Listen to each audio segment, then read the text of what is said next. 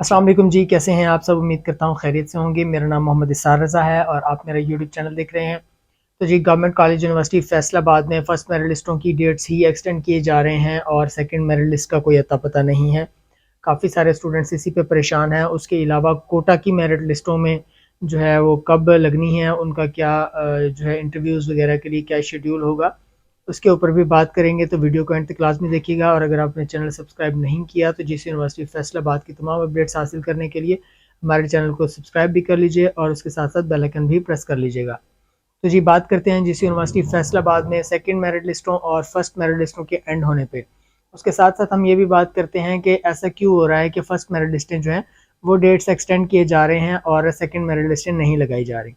तो सबसे पहले इसका मैं एक रीज़न जो है वो आपको ये बताऊंगा कि जी, फर्स्ट मेरिट लिस्टें जो हैं उनके बारे में जो स्टूडेंट्स हैं वो बहुत ज़्यादा, क्योंकि उनकी मिस्टेक्स हैं और काफ़ी सारे स्टूडेंट्स जो है वो अप्लाई करते हैं, तो इस वजह से पहली मेरिट लिस्टें जो है वो बहुत ज़्यादा प्रॉब्लम्स के साथ और वो सारी ग्लिचेस जो है वो दूर करते करते डेट्स एक्सटेंड हो रही हैं। उसके अलावा जब एक साथ वाउचर्स वगैरह निकालने होते हैं तो सर्वर जो है वो ज़रा डाउन हो रहा था फर्स्ट डे पे, सेकंड डे पे, तो इस वजह से डेट्स को जो है एक्सटेंड करके आज रात तक कर दिया गया है।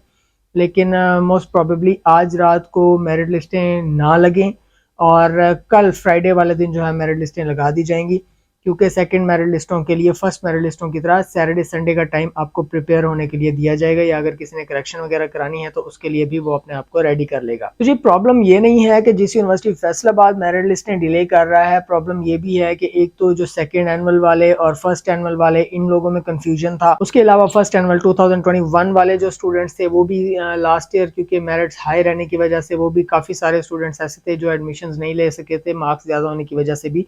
तो इस वजह से एक जो लाइन है वो जिस यूनिवर्सिटी फैसलाबाद की मेरिट लिस्टों के ऊपर जो है वो मेंशन हो रही है, ये लाइन आप जो है देख सकते हैं। अगर आपने अभी तक नहीं देखी, मोस्ट प्रोबेबली देख ली होगी, जिसके बारे में आपको ये हाईलाइट किया गया है कि आपके मार्क्स का जो मेरिट है, मतलब कि आपका जो मेरिट होगा, अगर आपका गैप ईयर है तो उसके 10 मार्क्स डिडक्ट होने के बाद ही आपका मेरिट जो है वो शो किया जाएगा। तो अगर कैंडिडेट्स इस तरह के हैं जो 2021 के कैंडिडेट्स रहे हैं या 20 के रहे हैं, तो उनके मार्क्स के डिडक्शन के बाद उनका मेरिट लिस्ट में जो है वो नाम शो होगा। कि काफ़ी सारे स्टूडेंट्स ऐसे समझ रहे थे कि जो हम फर्स्ट मेरिट लिस्ट में हमारा नाम अगर आ जाता है तो उस वजह से हमारा एडमिशन हो जाएगा। और उसके अलावा मेरिट लिस्टों में डिले की एक और रीज़न ये भी है कि काफ़ी सारे स्टूडेंट्स क्योंकि अप्लाई कर रहे होते हैं तो उनको करेक्शन करवाने की बहुत ज़्यादा प्रॉब्लम होती है, जबकि यूनिवर्सिटी टाइम टू टाइम बताती रहती है। मैंने भी बताया है काफ़ी सारे स्टूडेंट्स को, लेकिन उसके बावजूद बहुत सारे स्टूडेंट्स को पता नहीं होता, तो उसकी वजह से वो करेक्शन दोबारा से नहीं कर पाते। पहले सिर्फ मैनुअल सिस्टम से करेक्शन होती थी, अब ऑनलाइन सिस्टम भी दे दिया गया है कि आपने अगर करेक्शन करानी है तो खुद कर लें, लेकिन उसका टाइम लिमिट होता है मेरिट लिस्टें लगने से पहले तक। उसके बावजूद भी स्टूडेंट्स जो है इस ऑनलाइन फैसिलिटी से भी फ़ायदा नहीं उठा सकते और बस एक दफ़ा नेट कैफ़े पे जाके अप्लाई करवा लेते हैं और उसके बाद वेट करते रहते हैं, दोबारा से उस पोर्टल को ओपन करके नहीं देखते। तो जो अपडेट्स होती हैं वो वहाँ भी आती रहती हैं। उसके अलावा एक और मेन रीज़न भी है कि काफ़ी सारे स्टूडेंट्स जो है वो बहुत सारे डिपार्टमेंट्स में अप्लाई करते हैं। ऐसे स्टूडेंट्स भी हैं जो एक में करते हैं, 2, 3, 4, 8 तक डिपार्टमेंट्स में स्टूडेंट्स जो है वो अप्लाई कर रहे होते हैं।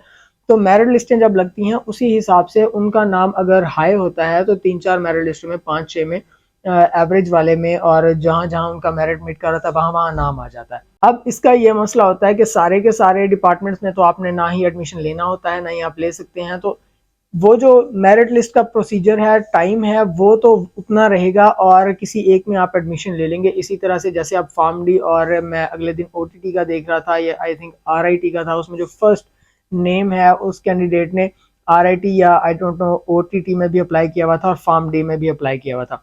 तो उसमें उसने फार्म डी में तो जमा करा दी है फीस, लेकिन जो ओटीटी में जो उसकी फ़ी थी वो सबमिट नहीं हुई लेकिन अवॉर्डेड था।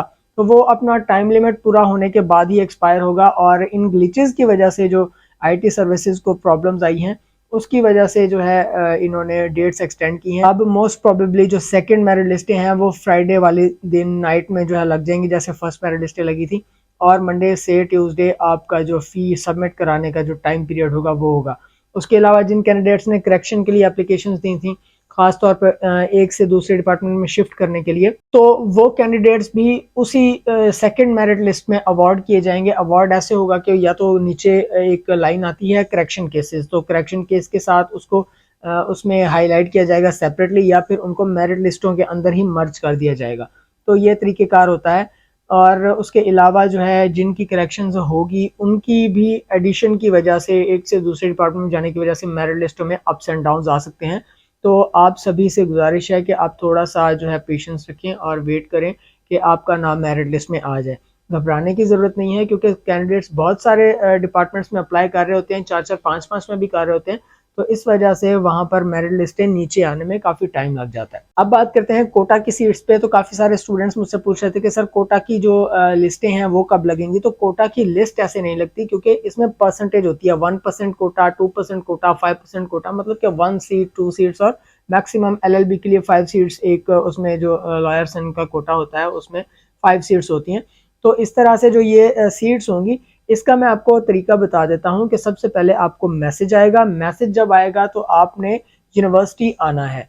अब फर्ज करें किसी एक डिपार्टमेंट के अंदर, जैसे आप कह लें कि पॉलिटिकल साइंस के अंदर स्टूडेंट्स ने अप्लाई किया है जो कि गिलगित बल्तिस्तान से हैं, या फिर जो है कुछ जो कोटाज हैं जिसमें फाटा एक्स फाटा के कैंडिडेट्स हो गए या फिर बलूचिस्तान के हो गए, इनमें से कुछ में जो है डायरेक्टोरेट ऑफ जो कॉलेजेस होता है उसकी तरफ से नॉमिनेशंस आते हैं। उसके अलावा जो आपके जीएचक्यू हो गया, उसके अलावा जो पुलिस का जो शहदा का कोटा हो गया, इसमें ऐसा होता है कि आपके पास एक नॉमिनेशन होता है और उसके अलावा डेथ सर्टिफिकेट होता है शहीद के जो बच्चे होंगे, जो शहदा का कोटा है उसमें ऐसा होता है कि आपने जब वो अपना डेथ सर्टिफिकेट जो अपने वालिद साहब का आप लाएंगे, या फिर आप जीएचक्यू से नॉमिनेशन लेके आते हैं, जिस डिपार्टमेंट के लिए नॉमिनेशन होगा और जिस स्टूडेंट के मार्क्स जहाँ पर जैसे डिसेबल हो गया, जैसे शहदा हो गया या जीएचक्यू हो गया, इस तरह से स्टूडेंट्स का अगर वो नॉमिनेशंस लेके आते हैं तो उनका जो है दोबारा मेरिट बनता है। सीट क्योंकि वहाँ पे एक होती है एक चीज़ के लिए, तो उसमें जो कैंडिडेट्स होंगे उसमें से जिसके मार्क्स फिर ज़्यादा होंगे फिर उसको अलाउ कर दिया जाएगा। इसी तरह से डिसेबल कोटा में अगर 1% सीट है तो उसमें जो स्पेशल कैंडिडेट्स आते हैं इंटरव्यू वगैरह सारा कुछ करने के बाद, ये नहीं है कि अगर आप डिसेबल हैं तो आपको बस डिपार्टमेंट में एडमिशन मिल जाएगा। आपको उसके लिए भी compete करना पड़ेगा इन केस अगर एक से ज़्यादा स्पेशल स्टूडेंट्स आ जाते हैं। अगर एक से ज़्यादा स्पेशल स्टूडेंट नहीं है, सिर्फ एक है, तो उसको एडमिशन जो है अलाउ कर दिया जाएगा। अगर एक से ज़्यादा कैंडिडेट्स हैं तो उनमें से फिर मेरिट चेक किया जाएगा, जिसके मार्क्स और जिसकी जो ऑथेंटिसिटी ज़्यादा होगी उसको फिर एडमिशन जो है वो दिया जाता है। तो इस तरह से ये थोड़ा सा वो करता है। और ये जो लिस्टें होती हैं सेकंड मेरिट लिस्ट के बाद जो है आपके इंटरव्यूज कंडक्ट होंगे, आप आएंगे वेरिफिकेशन वगैरह करा के, जो जो चीज़ें होंगी, जैसे स्पेशल पर्सन हैं तो उनके लिए जो है मेडिकल चेकअप होगा। उसके अलावा आपका जो सर्टिफिकेट है डिसेबिलिटी का वो बना होना चाहिए। और इसी तरह से जीएचक्यू से अगर आप आते हैं यानी कि आर्मी कोटा में आते हैं तो उसके लिए आपके पास नॉमिनेशन लेटर होना चाहिए। इसी तरह से स्पोर्ट्स के लिए स्पोर्ट्स के जो असनाद वगैरह होती हैं वो सारा कुछ होना चाहिए, वो होंगे आपके पास। फिर उसके बाद अगर उस सीट पे आपके साथ कोई और भी compete कर रहा है तो उसके साथ आपका जो मेरिट है वो कंपैरिजन होगा, और फिर उसके बाद जो हाईएस्ट मार्क्स वाला होगा उसको एडमिशन दिया जाएगा। और वो लिस्टें जो हैं डीएसए की तरफ से फिर जो एडमिशन कमेटी है या आईटी सर्विसेज है उनके पास जाती हैं, और उन लिस्टों में को फिर दोबारा जो जीसी यूनिवर्सिटी की मेरिट लिस्टों का पोर्टल है उसके ऊपर दोबारा से अपलोड किया जाता है। उस एक कैंडिडेट का नाम फिर वो मेंशन किया जाएगा कि इस कैंडिडेट को हमने जो है एडमिशन जो है वो प्रोवाइड कर दिया है। तो इसका फिर वो कैंडिडेट आएगा और आके तो अपना वाउचर लेगा और उसे सबमिट कराएगा। तो ये प्रोसीजर है, और उसके लिए आपको कोटा के लिए भी वेट करना होगा। तो जी अगर आपको वीडियो पसंद आई हो तो वीडियो को लाइक कीजिएगा और चैनल को सब्सक्राइब करना ना भूलिएगा, साथ ही बेल आइकन भी प्रेस कर लीजिएगा ताकि आपसे कोई भी अपडेट्स मिस ना हो। उसके साथ साथ आप हमें इंस्टाग्राम और फेसबुक पर भी कांटेक्ट कर सकते हैं, लिंक्स आपको डिस्क्रिप्शन में मिल जाएंगे। आपसे मुलाकात होती है अगली वीडियो में। अपना ख्याल रखिएगा। अल्लाह हाफिज।